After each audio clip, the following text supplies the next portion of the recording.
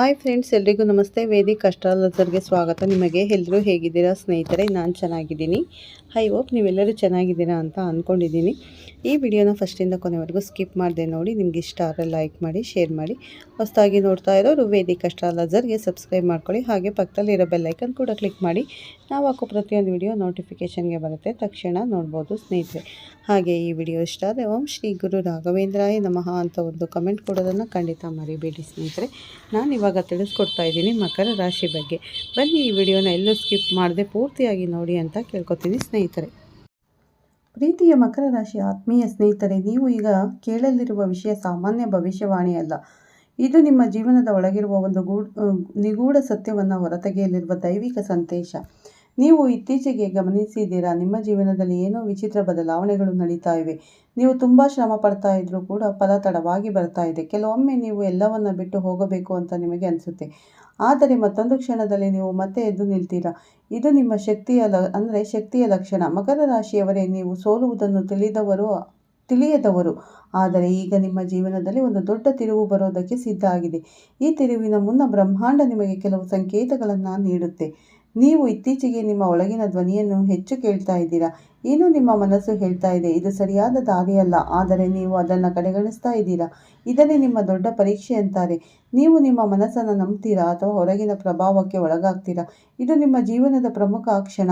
ಮಕರ ರಾಶಿಯವರೇ, ನಿಮ್ಮ ಸುತ್ತಲೂ ಇಬ್ಬರು ವ್ಯಕ್ತಿಗಳು ಇದ್ದಾರೆ. ಒಬ್ಬರು ನಿಮ್ಮ ನಿಜವಾದ ಸ್ನೇಹಿತ, ಇನ್ನೊಬ್ಬರು ನಿಮ್ಮನ್ನು ಬಳಕೆ ಮಾಡಿಕೊಳ್ಳುವವರು.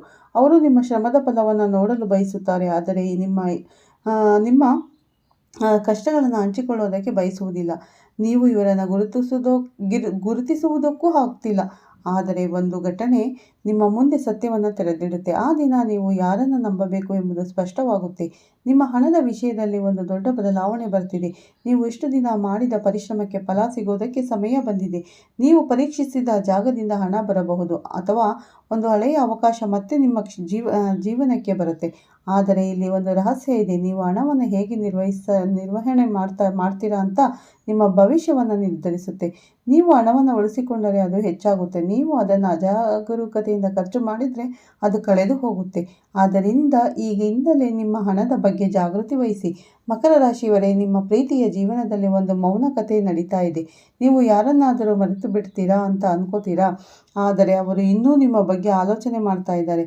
ಅವರು ನಿಮ್ಮ ಜೀವನದಲ್ಲಿ ಮತ್ತೆ ಬರಬಹುದು, ಆದರೆ ಈ ಬಾರಿ ಪರಿಸ್ಥಿತಿ ಬದಲಾಗ್ತಾ ಇರುತ್ತೆ. ನೀವು ಬದಲಾಗ್ತಾ ಇರ್ತೀರಾ, ನೀವು ಹೆಚ್ಚು ಬಲ ಆಗ್ತಾ ಇರ್ತೀರಾ. ನೀವು ಈಗ ಯಾರನ್ನು ಸುಲಭವಾಗಿ ನಂಬುವುದಿಲ್ಲ ಮತ್ತು ಇದು ನಿಮ್ಮ ರಕ್ಷಣೆಗೆ ಸಹಾಯ ಮಾಡುತ್ತೆ. ನೀವು ಹೆಚ್ಚು ಕೆಲಸ ಮಾಡ್ತೀರಾ, ಆದರೆ ನಿಮ್ಮ ದೇಹಕ್ಕೆ ವಿಶ್ರಾಂತಿ ಕೊಡೋದಿಲ್ಲ. ಇದು ಮುಂದೆ ಸಮಸ್ಯೆ ತರಬಹುದು. ಆದ್ದರಿಂದ ಸ್ವಲ್ಪ ಸಮಯ ನಿಮಗಾಗಿ ತೆಗೆದುಕೊಳ್ಳಿ. ಧ್ಯಾನ ಮಾಡಿ, ಪ್ರಕೃತಿಯ ಜೊತೆ ಸಮಯ ಕಳೆಯಿರಿ. ಇದು ನಿಮ್ಮ ಮನಸ್ಸಿಗೆ ಶಾಂತಿ ನೀಡುತ್ತೆ. ಮಕರ ರಾಶಿಯವರೇ, ನೀವು ಇತ್ತೀಚೆಗೆ ಕನಸಿನಲ್ಲಿ ಏನಾದರೂ ವಿಶೇಷ ದೃಶ್ಯಗಳನ್ನು ನೋಡ್ತಾ ಇದ್ದೀರಾ? ಬೆಳಕು, ದೇವಾಲಯ ಅಥವಾ ಯಾರೋ ನಿಮ್ಮನ್ನು ಕರೀತಾ ಇರುವಂತೆ. ಇದು ಸಾಮಾನ್ಯ ಕನಸಲ್ಲ, ಇದು ಒಂದು ದೈವಿಕ ಸಂಕೇತ. ನಿಮ್ಮ ಮೇಲೆ ಒಂದು ವಿಶೇಷ ಆಶೀರ್ವಾದ ಇದೆ. ನೀವು ಒಂದು ದೊಡ್ಡ ಗುರಿಯಾಗಿ ಹುಟ್ಟಿದ್ದೀರಿ ಮತ್ತು ಈಗ ಆ ಗುರಿ ನಿಮ್ಮ ಮುಂದೆ ತೆರೆದುಕೊಳ್ಳುತ್ತಾ ಇದೆ.